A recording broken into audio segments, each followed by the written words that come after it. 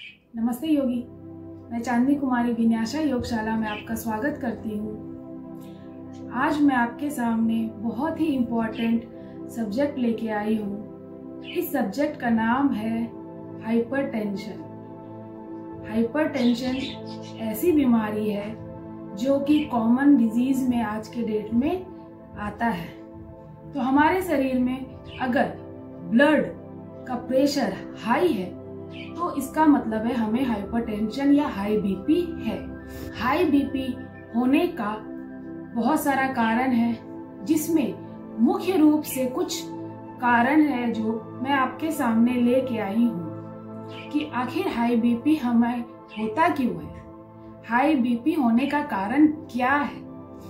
आइए समझें। सबसे पहले हमारा जो शरीर है, हम जो खाना खाते हैं उसका जो रस बनता है, फिर वो रस एब्जॉर्ब होके हमारे शरीर में रक्त का रूप धारण करता है और वो रक्त हमारे बॉडी में हमारे हार्ट के पास आता है।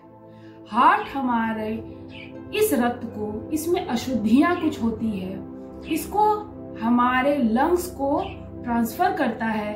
जब हम ऑक्सीजन लेते हैं वो ऑक्सीजन ब्लड में मिक्स होकर ब्लड को प्यूरिफाई करता है, यानी रक्त को शुद्ध बनाता है। फिर यही हमारा लंग्स उस प्यूरिफाइड ब्लड को वापस हार्ट को देता है और हार्ट से वही ब्लड, ऑक्सीजनेटेड ब्लड हमारे पूरे शरीर में हर जगह जाता है और हमारी नई नई कोशिकाएं बनती हैं, मसल्स बनता है, हमारा शरीर डेवलप करता है। तो ये तो रक्त का काम है जिसमें हमारे ऑर्गन्स बहुत इंपॉर्टेंट भूमिका निभाते हैं। हाइपरटेंशन दो तरीके का इसका टाइप होता है। पहला तो प्राइमरी, दूसरा सेकेंडरी। तो प्राइमरी टाइप का क्या कारण है यह अभी इसका खोज चल रहा है, लेकिन जो सेकेंडरी कारण है उसका बहुत सारा कारण हो सकता है। जैसे कि नंबर 1, किडनी में अगर प्रॉब्लम है, किसी का किडनी अगर वर्क सही तरीके से नहीं कर रहा है तो उनको हाई बीपी होने की संभावना है। हार्ट यहाँ, किडनी यहाँ, दोनों में कनेक्शन क्या है? देखिए, किडनी का क्या काम है? किडनी का काम है रक्त को प्यूरिफाई करना और उसकी अशुद्धियां को अब्सॉर्ब करके अमोनिया और यूरिन के थ्रू सोडियम बना के उसे यूरिक एसिड के थ्रू हम बाहर निकालते हैं। अगर किडनी अपने काम को सही तरीके से नहीं कर रहा है, ब्लड का प्यूरिफिकेशन नहीं कर रहा है, तो ब्लड में सोडियम की मात्रा ज्यादा हो जाती है और जब ब्लड में सोडियम की मात्रा जब ज्यादा हो जाएगी तो ब्लड का प्रेशर हाई हो जाता है। आप सुने होंगे कि जब किसी को हाई बीपी होता है तो कहा जाता है कि नमक कम खाएं, सोडियम में नमक की मात्रा ज्यादा होती है। ठीक उसी प्रकार अगर किडनी अपना कार्य सही तरीके से नहीं कर रहा है, ब्लड प्यूरिफाई नहीं कर रहा है, एब्जॉर्ब नहीं कर रहा है, सीक्रेट नहीं कर रहा है, तो इसका मतलब है हाई बीपी होगा। दूसरा कारण देखते हैं। हमारे दोनों किडनी के ऊपर दो छोटे छोटे ग्लैंड होते हैं, एड्रीनल ग्लैंड। एड्रीनल ग्लैंड जो है एक हार्मोन सीक्रेट करता है, एड्रीनलाइन हार्मोन। इस हार्मोन में अगर हमारे खाने पीने से और लाइफस्टाइल से चेंजेस हो जाए, ये हार्मोन कम हो या अधिक हो, दोनों ही कारण में यह ब्लड के प्रेशर को बढ़ा सकता है। ठीक इसी तरह जिसका थायराइड ग्लैंड अगर इम्बैलेंस है, जिनको थायराइड है, थायराइड ग्लैंड भी एक हार्मोन सीक्रेट करता है, थायरोक्सिन हार्मोन। जब ये थायरोक्सिन हार्मोन ज्यादा सीक्रेट होता है तो कैल्शियम की मात्रा बढ़ जाती है और अगर ये कम मात्रा में सीक्रेट कर रहा है हार्मोन तो कैल्शियम की मात्रा कम हो जाती है। दोनों ही सूरत में ये हमारे शरीर के लिए सही नहीं है। कैल्शियम कम होना भी सही नहीं है और अधिक होना भी सही नहीं है। जब ज्यादा हो जाए तो इससे भी हाई बीपी होने की संभावना है। इसी प्रकार अगर हमारा जो आर्टरी है, इस आर्टरी से ही हमारा का फ्लो होता है। आर्टरी एक पाइप के समान होता है। इस आर्टरी से जब ब्लड फ्लो करता है तो अगर इस आर्टरी में कुछ अशुद्धियां, फैट या किसी कारण से ये दबता जा रहा है तो ये जो ब्लड है इसे ज्यादा प्रेशर लगाना पड़ता है एक तरफ से दूसरे तरफ निकलने के लिए। इसे ज्यादा हार्ट को प्रेशर देना पड़ता है। देखिए, हार्ट जब पंप करता है तो उसे सिस्टोलिक कहते हैं, और जब उसको कॉन्ट्रैक्ट करता है तो उसको डायस्टोलिक कहते हैं। मतलब हार्ट जब पंप करके ब्लड को प्रेशर किया तो सिस्टोलिक, और जब फिर सिकुड़ा diastolic. Systolic, diastolic, systolic, diastolic. Systolic 120, diastolic 80, 120, 80। लेकिन जब ये और ज्यादा करना लगा, ये जब ज्यादा करने लगा, प्रेशर ज्यादा जाने लगा हार्ट में, हमारे आर्टरी में, तो इस जगह इसे ही हाई बीपी कहते हैं। अगर ब्लड का फ्लो, जैसे एक एग्जाम्पल दें, एक पाइप है पानी का जिससे हम अपने कार को वॉश करते हैं या प्लांट में पानी देते हैं।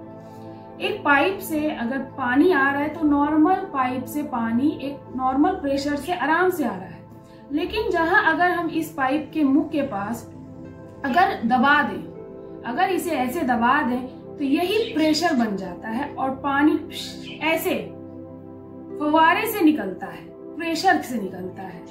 ठीक इसी प्रकार ब्लड हमारे जो आर्टरी में नॉर्मल तरीके से जाता है, फ्लो करता है, लेकिन इसमें कुछ गंदगी या फैट या किसी ऑर्गन से आर्टरी दब गया तो ये पंप करने लगता है और ब्लड का प्रेशर हाई हो जाता है। बस यही है हाई ब्लड प्रेशर। इसके बहुत सारे रिस्क फैक्टर हैं।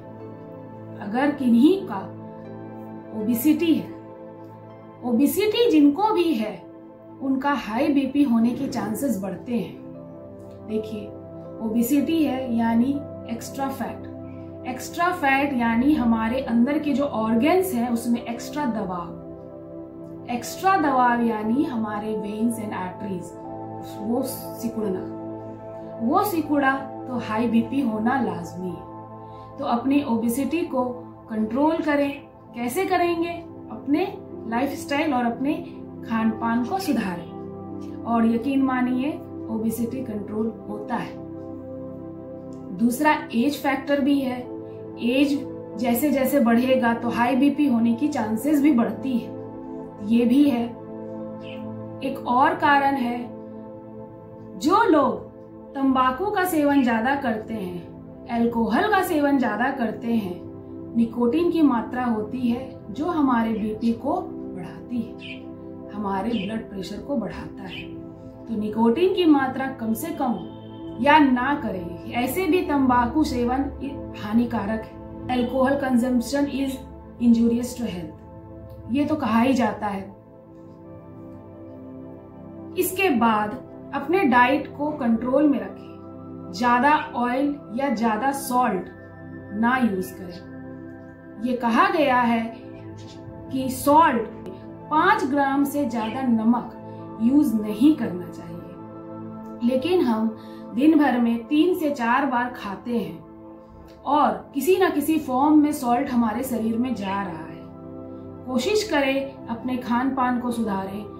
रॉ जो होते हैं सैलेड पे आए, थोड़ा सूप पे आए, तो अपने नमक, सिर्फ शुगर से ही बीमारी नहीं बल्कि नमक से भी बीमारी होती है, तो अपने नमक में कमी लाएं। ऑयल जितना कम यूज करें उतना अच्छा है, क्योंकि यही हमारे शरीर में जमता है और हमारे आर्टरी और वेन्स में वो फंसने लगता है।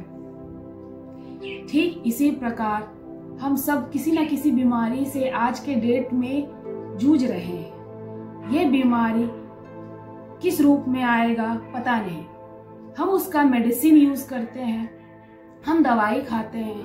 जो भी मेडिसिन हमारे बॉडी के अंदर जा रहा है, वो जो ड्रग है वो भी हाई बीपी होने का कारण हो सकता है। हाई बीपी को साइलेंट किलर कहा जाता है। हमें हमेशा अपना बीपी चेक कराते ही रहना चाहिए, रेगुलर रूटीन इसे बनाना चाहिए।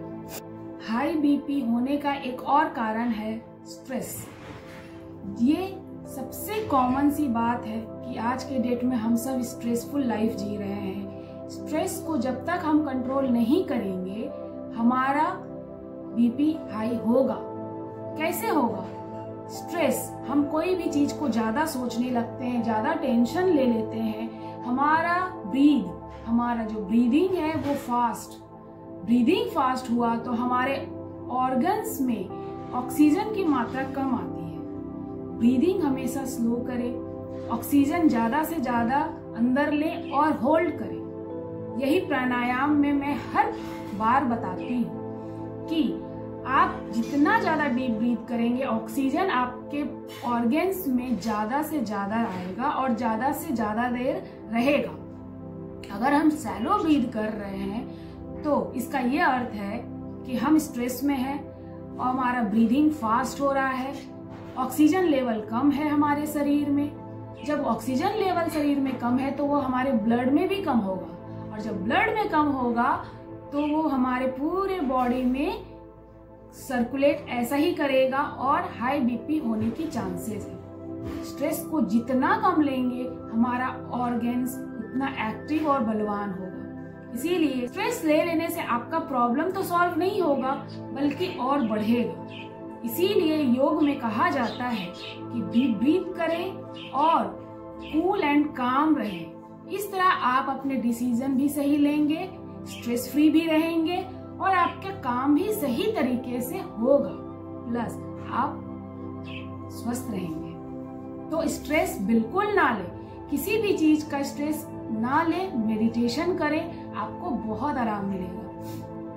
जब हम डॉक्टर के पास जाते हैं तो हम किसी न किसी बीमारी के शिकार होते हैं। हम अपनी बीमारी को लेके उनके पास जाते हैं कि मुझे ये प्रॉब्लम है। फिर वो डॉक्टर उस प्रॉब्लम को ट्रीट करता है। डॉक्टर का काम प्रॉब्लम जब हो जाए उसके बाद का है। योग में क्या है कि आप प्रॉब्लम होने ही ना दें, प्रॉब्लम के पहले ही से ही अपने आप को एक्टिव रखें। आप योग के द्वारा, आसनों के द्वारा, ब्रीदिंग के द्वारा, मेडिटेशन के द्वारा एक्टिव रहें, जिससे कि आपको बड़े तो प्रॉब्लम छोड़े, छोटे प्रॉब्लम में भी आपको कुछ नहीं होने वाला है। तो योग और एक मेडिकल साइंस में यही अंतर है कि medical science after disease cure करता है और योग बिफोर डिजीज, आने का ही नहीं। डिजीज को लाओ ही मत। हम क्यों डिजीज का वेट करें? हम क्यों अपने पैसा को वेस्ट करें? हम क्यों अपने टेंशन को बढ़ाएं?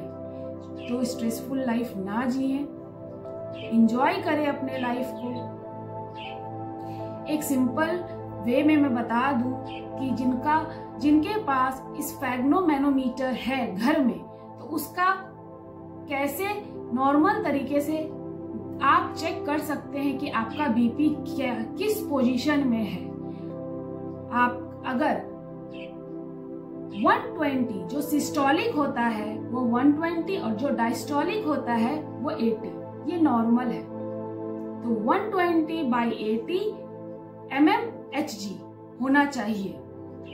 अगर 120 से 140 और 80 to 90 है तो इसका अर्थ है कि आप प्री हाइपरटेंशन के शिकार हैं।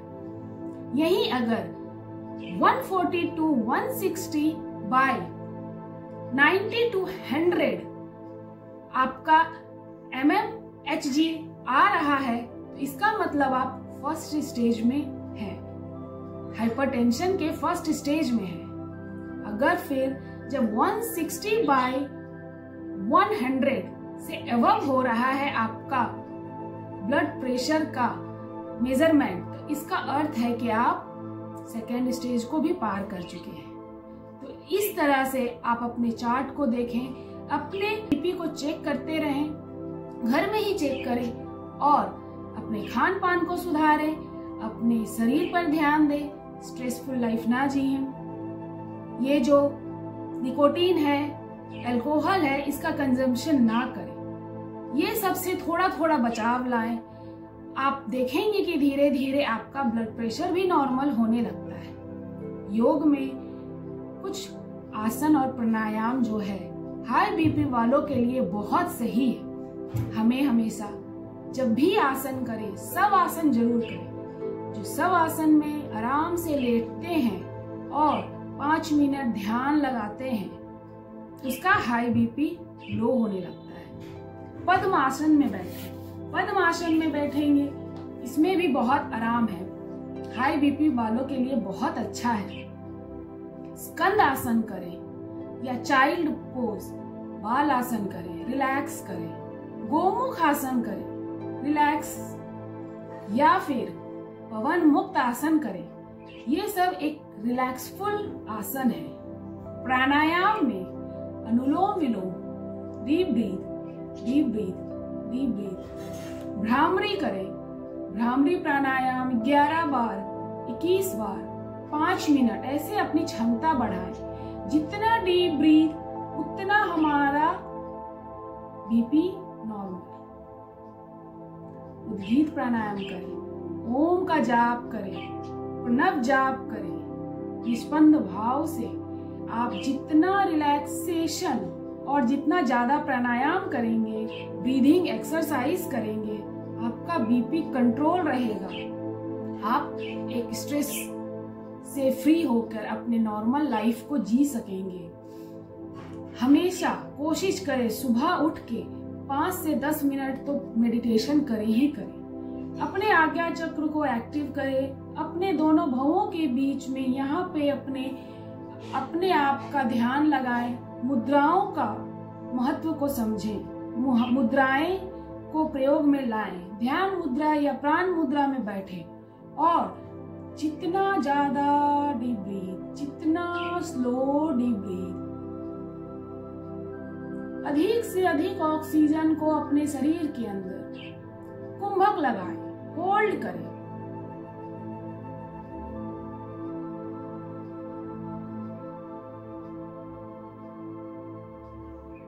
Relax, breathe out.